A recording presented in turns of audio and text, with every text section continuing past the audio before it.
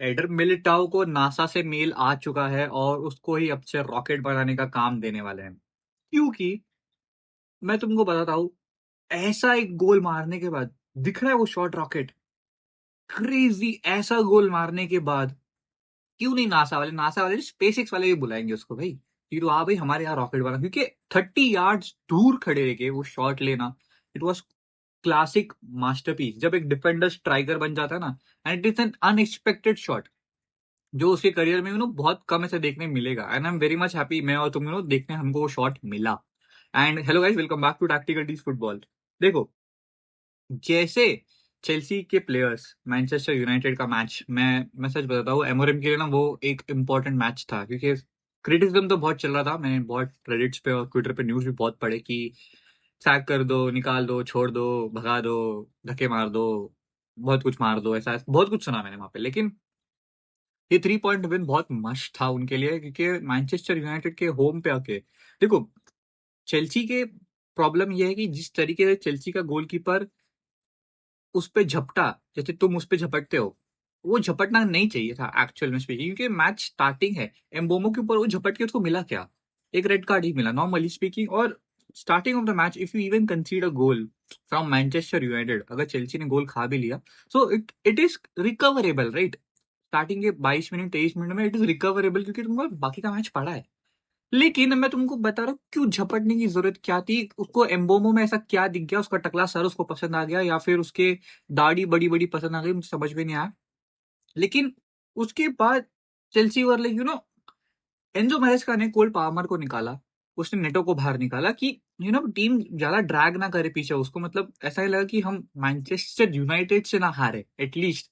और उसने कोल पाल्मर को निकाल दिया, नेटो को निकाल दिया। अब पिच पे खेलेगा कौन भैंचोद? अब पिच पे खेलने वाला बाकी है कौन? मैं खेलूंगा? तुम खेलोगे? अब मैनचेस्टर यूनाइटेड जो इतने ज्यादा अंदर डीप डाउन रुक के चेल्सी का प्रेशर एब्जॉर्ब करने की कोशिश कर रही है, उन लोग के पास ट्रांजिशन प्लेयर्स ही नहीं है।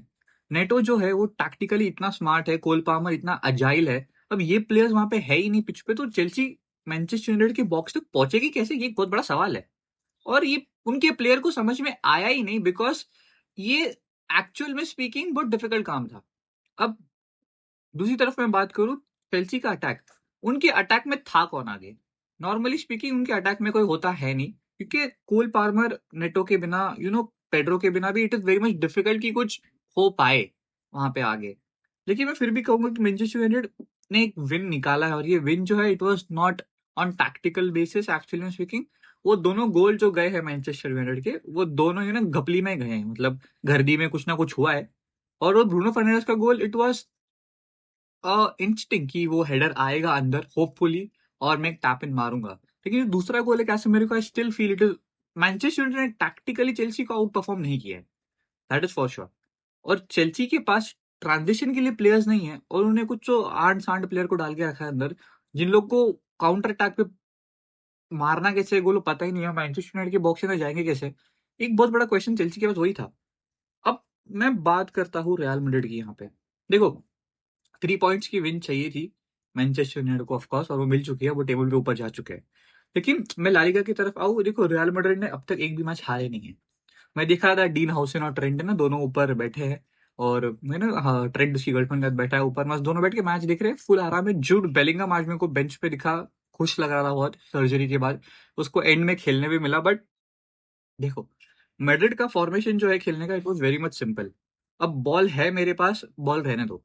अब लेकिन मेरा सवाल ये है कि अब रियल मैड्रिड इतना कॉम्पैक्ट खेलती है और इतना अच्छा परफॉर्मेंस था उनका कि I was very much happy with that, क्योंकि घाई गड़बड़ी नहीं चालू है पिच पे, कि कंटिन्यूस अटैक करना है करके। They were keeping the ball, they are trying to hold the position with themselves. अब मैंने देखा 4-4-2 देखा मैंने, ऊपर फॉर्मेशन जो था बेसिक था, जिस पे ऑन पेपर थे। अब मजे की बात यहाँ पे ये है कि मैं तुमको बताऊं कि रियल मैड्रिड ने नॉर्मली स्पीकिंग, ये मस्तान दोनों was outclass, like crazy बंदा है मस्तान दोनों। अब रियल मैड्रिड ला लीगा के स्टैट्स में तुमको बताओ, Real Madrid mostly left sided game खेलती है from last season, from Carlo Ancelotti season मैंने देखा है। और ये स्टैट्स में भी आया कि रियल मैड्रिड लेफ्टी गेम बहुत खेलती है। लेकिन अब मस्तान दोनों के आने के बाद मैंने एक चीज बहुत अच्छा नोटिस किया है कि Real Madrid is trying to convert goals from right hand side as well. और खुदा की कसम क्रेजी लेफ्ट, ऊपर से वो मस्तान लेफ्ट फुटेड बंदा है, क्रेजी, वो डीप डाउन क्रॉसेस अंदर से डालेगा बॉक्स के अंदर, इट वाज वेरी गुड। वो एक अच्छा एंगल मिलता है लेफ्ट फुटेड प्लेयर को कि तुम राइट साइड से अंदर एक क्रॉस डाल सको। बट मेरे पास बीच में चुआमिनी और फेडरिको वैल्वर्दे खेल रहे हैं, मतलब एक टैंकर है और एक स्प्रिंटर चीता जैसा, मेरे पास दो प्लेयर्स है बीच में। एंड नो, वो पूरा एक डायनामिज्म मिडफील्ड का चेंज हो जाता है एक पर्टिकुलर टाइम के बाद, क्योंकि एक प्लेयर अगर स्टॉपर की तरह रुक के खेल रहा है पीछे एज अ मिडफील्डर, और फेडरिको वैल्वर्दे ऊपर चढ़ के खेल रहा है पिच पे, it is very much easy. अगर एस्पेन्योल हम लोग को प्रेस भी कर रहा है, काउंटर अटैक करने की कोशिश भी कर रहा है, वो फटाक से बंद हो सकता है, because there is one player standing behind, तो फिर डिफेंसिव लाइन 5 हो जाती है इंस्टेड ऑफ 4 चुआमिनी की वजह से। But I really feel Militao का goal was very good, very very crazy और रॉकेट। वो एस्पेन्योल के प्लेयर्स भी मैंने देखा, एक प्लेयर का सर खुजा रहा था बैठ के उसने गोल खाने के बाद। It was not expected at all कि मिलिटाओ 30 यार्ड्स दूर से एक शॉट लेगा और वो शॉट पोस्ट पे जाएगा। वैसे ही बंद दरवाजों के पीछे उन्होंने गेम खेला था लेगेनेस के अगेंस्ट। हाँ, वो भी ला लीगा की एक टीम है जिसमें मिलिटाओ ने हाफ लाइन के पीछे से गोल स्कोर किया था। वो उसकी हाइलाइट्स वगैरह क्लिप्स वगैरह कुछ आए नहीं थे, क्योंकि वो बंद दरवाजे के पीछे खेला गया था गेम, शुरुआत के टाइम पे जब जाबी अलोंसो मैनेजर बना था। उसके बाद मैंने देखा पीछे आज राहुल असेंसियो भी खेला। असेंसियो वाज गुड एक्चुअली, वो अभी भी वो एग्रेसिव बच्चा है, वो पागल अनस्टेबल बच्चा है अभी भी, कि वो कभी भी टैकल्स डालता है, बिकॉज आई हैव सीन है वो एस्पेनियोल के प्लेयर्स को अननेसेसरी डी बॉक्स जोन 14 के बॉक्स के अंदर जहाँ पे वो अकेला बंदा है एस्पेनियोल का, राहुल असेंसियो उस पर चढ़ चुका है, उसने उसको स्लाइडिंग टैकल डाला है। There is no need actually, वो बॉल आउटसाइड ही जाने वाला था, there was no need for that, राहुल असेंसियो ने फिर भी वो किया, but still he on learning phase, क्योंकि अब किलियन एम्बापे, विनीशियस और गंजालो गार्सिया, देखो मैंने जाबी अलोंसो को एक चीज नोटिस करते हुए देखा है कि जो रियल मैड्रिड का स्क्वाड है वो बहुत डीप है एक्चुअल में स्पीकिंग। अब वो डीप होने की वजह से क्या है, वो हर एक प्लेयर को वहां पे खेलने का चांस दे रहा है। आज गंजालो गार्सिया को मैंने खेलते हुए देखा पिच पे ऑफकोर्स, उसके बाद आर्ता गुलर अंदर आया, उसके बाद कामाविंगा अंदर आया, उसके बाद जूड बेलिंगम अंदर आया, and it is good actually. मैं कारवाल और मस्तान दोनों की पार्टनरशिप को भी बहुत अच्छा अप्रिशिएट करूंगा यहाँ पे, क्योंकि उन दोनों के पास जो है पिच पे the chemistry that they have, वो मुझे ट्रेंट और साला की याद दिलाता है, बिकॉज वो दोनों भी वैसे ही खेलते थे, राइट फुटेड राइट बैक और एक left footed player on the right wing, same combination है। It was very good between Mastantuono and Carvajal, and मैं मस्तांतुन को भी थोड़ा पसंद करना शुरू कर चुका हूँ, क्योंकि देखो मस्तांतुन का गेम प्ले ऐसा है कि he is trying to create something from nothing is expected from that area, and that is the quality of Mastantuono. वो ऐसे कॉर्नर्स के बीच में, मतलब जोन 14 के बॉक्स के अंदर घुस के he is dribbling 3-4 people and he is taking shot as well on the post. मेरे को कहीं कभी मैं विनिशियस तो ये कभी नहीं कर पाएगा, आई am very much sure about it. ना ही उस तरफ अगर मैं रॉड्रिगो को रखूं या फिर वहां पे मैं ब्राहिम को रखूं, तो मुझे नहीं लगता वो कोई कर पाएगा जो मस्तान दोनों कर पा रहा है वहां पे खड़े रह के।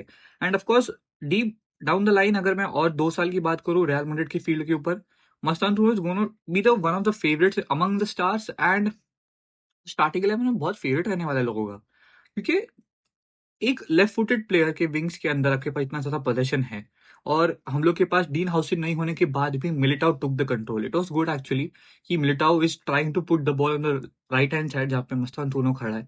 हम लोग विनीशियस के पास बात करें तो Vinicius still it is playing a good game, but जो क्रेडिबिलिटी विनीशियस के पास था इतने टाइम से कि वो कुछ करके दिखाएगा, वो धीरे धीरे खो चुका था वो, क्योंकि हम लोग को उसने दिखाया फीफा वर्ल्ड कप में उसका परफॉर्मेंस जो 10x था एकदम।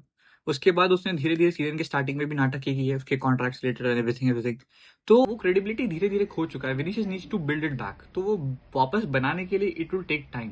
किलियन एम्बापे का goal it was class, like Mbappe जो टर्टल उसके अंदर जो ऐसा R9 आ चुका है ना अंदर, अभी क्रेजी गेम है उसका, मतलब उसका it was not even expected and he scored the goal. But 2 points मिल गए, we are good, sorry 3 points मिल गए, 2 गोल मार गए, we are good, we are top of the table, and let's see on the next video guys.